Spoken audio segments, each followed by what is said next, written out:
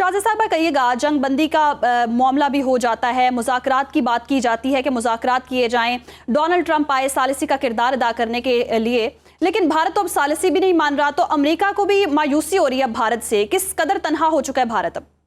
भारत इतना तन्हा हो चुका है कि जितना मैं ये डेलीगेशन पूरी दुनिया में भेज रहे हैं और मैं उनको फॉलो कर रही हूँ कि कहाँ कहाँ अब इनका डेलीगेशन जा रहा है, वहाँ पे क्या इनको रिएक्शन मिल रहा है। ये जापान में गए हैं, इनसे कोई हाई प्रोफाइल बंदा नहीं मिला। ये वहाँ पे अपनी होटल के सामने खड़े होते हैं, एक तस्वीर लगाते हैं और उसके बाद किसी रिसर्च सेंटर से मिलके वापस आ जाते हैं। उसके बाद ये फ्रांस गए हैं, वहाँ पे किसी मिनिस्टर ने, किसी उनके इंटीरियर मिनिस्टर ने, इवन प्रेसिडेंट की तो दूर की बात है, कोई नहीं उनसे मिला। अभी तक ये रशिया गए हैं, वहां भी कोई हाई प्रोफाइल बंदा इनसे नहीं मिला। तो हर जगह पे जाके किसी एक रिसर्च सेंटर को या थिंक टैंक को पकड़ते हैं, वहां बैठकर ये अपना खानापुरी का लेक्चर, क्योंकि और कोई इनकी बात को सुनना ही नहीं चाह रहा। और वहां बैठकर ये बताते हैं जी पाकिस्तान कितना बुरा मुल्क है, चार लोग बैठ के सुन लेते हैं, और उसके बाद जितने मुल्कों में ये अभी तक गए हैं, किसी के मीडिया ने इनको कवरेज भी नहीं दी है। किसी के मीडिया ने इनके बारे में कोई रिपोर्ट नहीं की है कि ये कौन लोग हैं, ये यहाँ क्या कर रहे हैं, ये खैर सगाली के दौरों पे हैं या ये दुनिया को दहशतगर्दी से के बारे में बताने के लिए फिर रहे हैं।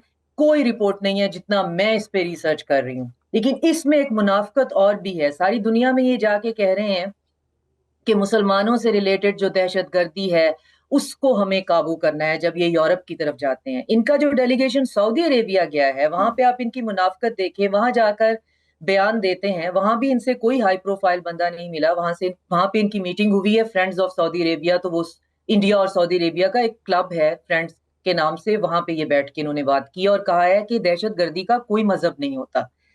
तो आप अंदाजा करें कि ना तो इनकी स्टेटमेंट, एक हाथ क्या कह रहा है दूसरे हाथ को नहीं पता, ना इनकी स्टेटमेंट एक दूसरे से मिलती हैं, ना इनको पता है ये चूरन कौन सा बेचने के लिए निकले हुए हैं। ये एक ऐसा चूरन बेचने के लिए निकले हुए हैं जो कि बस स्टॉप्स पे आपने देखा होगा, अगर आपको इत्तेफाक हुआ हो जी जी। या आप मेरी उम्र की हो तो आपको कभी स्टूडेंट लाइफ में हॉस्टल वगैरह आने में इत्तेफाक हुआ हो, तो वहां पे कोई फकी फरोश होता है और वो पंजाबी में फकी बेच रहा होता है जी। और कह रहा होता है कि अख छुपाओ ते सुरमा है, मुंह छुपाओ ते फकी है।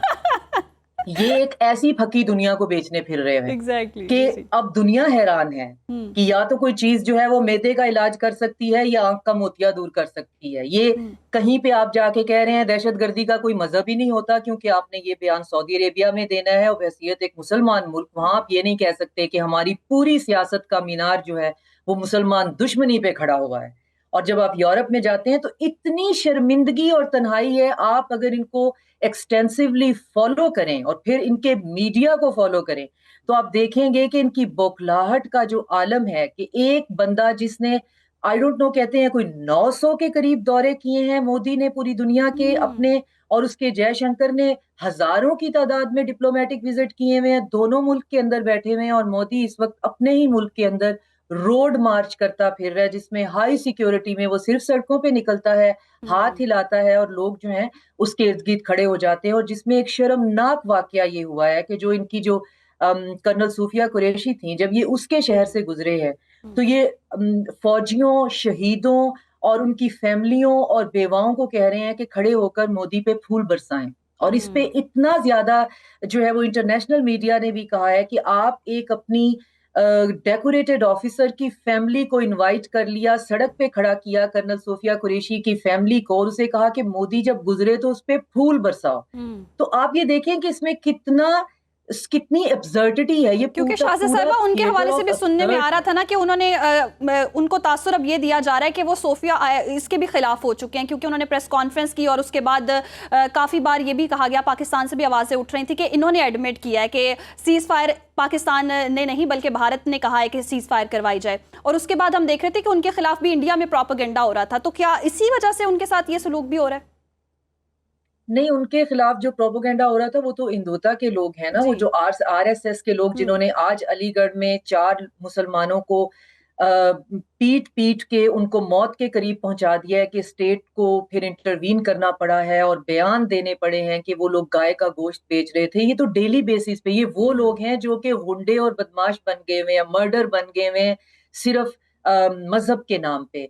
تو بھتا وصول کرتے ہیں کہ گائے کا گوشت بیچ رہے ہو تو اس کے اوپر. یہ وہ لوگ تھے جو اس کی ٹرولنگ کر رہے تھے. انہوں نے ایز اے ٹوکن ریپرزینٹیشن اس کو پیش کیا ہوا تھا کہ جی ہمارے پاس ہم دیکھیں مسلمان بھی ہم آگے بھیجتے ہیں. جیسے انہوں نے اپنے ڈیلیگیشنز میں ہر ڈیلیگیشن کے اندر 1 یا 2 مسلمان بھی جو ہے وہ ایڈ کیا ہوا ہے. حالانکہ بی جے پی کی پوری گورنمنٹ میں بی جے پی نے کسی ایک مسلمان کو ٹکٹ نہیں دیا ہوا. تو وہ تو ایک ڈفرینٹ بات ہے. لیکن بات یہ ہے کہ انسلٹ کتنی ہے کہ آپ ایک آفیسر یا شہید ہونے والے, آپ کا فرض بنتا ہے مودی کا کہ تم ان کے گھر جاؤ. ہمارے ہاں تو ایسا ہوتا ہے کہ آپ شہدا کے, آپ ڈیکوریٹڈ آفیسرز کے آپ ان کو ایوارڈز دیتے ہیں, آپ ان کو انکریجمنٹ دیتے ہیں, آپ ان کو ایکنالجمنٹ دیتے ہیں, آپ ان کے گھر جاتے ہیں. آپ ایسا تھوڑی کرتے ہیں کہ دھوپ میں ان کی فیملیوں کو سڑک پہ کھڑا کر دیتے ہیں کہ مودی پہ پھول برساؤ. اور مودی جو ہے وہ ایک جھوٹ کے اوپر دوسرا جھوٹ, جیسے میں نے پرسوں آپ کو بتایا تھا کہ وہ بولے چلے جا رہے اپنے پورے روڈ اس کے اندر, ٹرپ کے اندر, اور پوری دنیا کے اندر ان کی کوئی بات جو ہے وہ سننے کے لیے تیار نہیں ہے. بالکل ٹھیک کہا کہ پوری دنیا کے اندر ان کی کوئی بات سننے کو تیار نہیں ہے. بہت شکریہ آپ کا ڈاکٹر شازیہ چیمہ صاحبہ. آپ نے اور بڑے عام نکات پر انہوں نے بات کی ہے کہ اس وقت جسے پنجابی میں انہوں نے بھی پنجابی کے کچھ الفاظ کا استعمال کیا, تو میں بھی کہہ سکتا ہوں کہ مودی جو ہے اپنے ملک میں کھجل خراب ہو رہا ہے اور روڈز پہ وہ ریلیاں کر رہے ہیں, بلکہ اور باقی اپنے ملک میں نہیں عمران, اب ہم دیکھ رہے ہیں سفارتی سطح پر بھی بہت کھجل خوار ہو رہے ہیں. ہاں جی, باقیوں کو دوسرے ملکوں میں بھیجا ہوا ہے کھجل خراب ہونے کے لیے. تو اتنے وفد انہوں نے بنا دیے, اتنے ممالک کے وہ دورے کر رہے ہیں, لیکن مہم دال ان کی نہیں گل رہی. اور دوسری طرف ہم دیکھیں کہ وزیراعظم شہباز شریف جنہوں نے 4 مختلف ممالک کا دورہ کیا ہے, ترکیے گئے ہیں, ایران گئے ہیں, آذربائیجان گئے ہیں, اور آج تاجکستان بھی وہ پہنچ چکے ہیں. اور کتنا مثبت کردار ہے جو ابھر کر سامنے آ رہا ہے پاکستان کا, اور اس سے پاکستان کا امیج بہت بہتر ہو رہا ہے.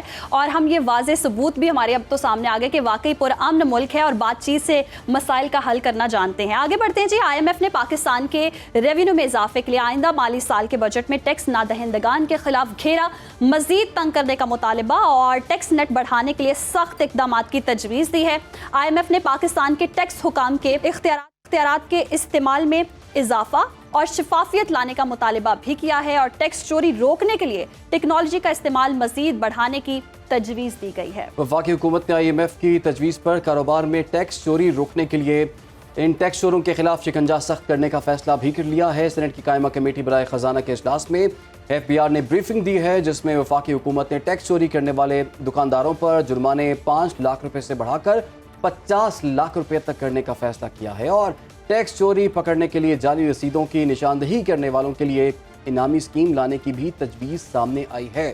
ایف بی آر حکام کے مطابق نئے بجٹ میں ٹیکس چوری میں ملوث ریٹیلرز پر جرمانہ 5 لاکھ سے بڑھا کر 50 لاکھ روپے کیا جائے گا, اور آئندہ مالی سال بجٹ میں زرعی آمدنی پر ٹیکس نافذ ہونے جا رہا ہے. اگر آئی ایم ایف کی خواہش پوری ہوئی تو کھاد پر بھی وفاقی ٹیکس 5 سے 10% اور زرعی چیزوں پر 5% نیا ٹیکس عائد ہوگا.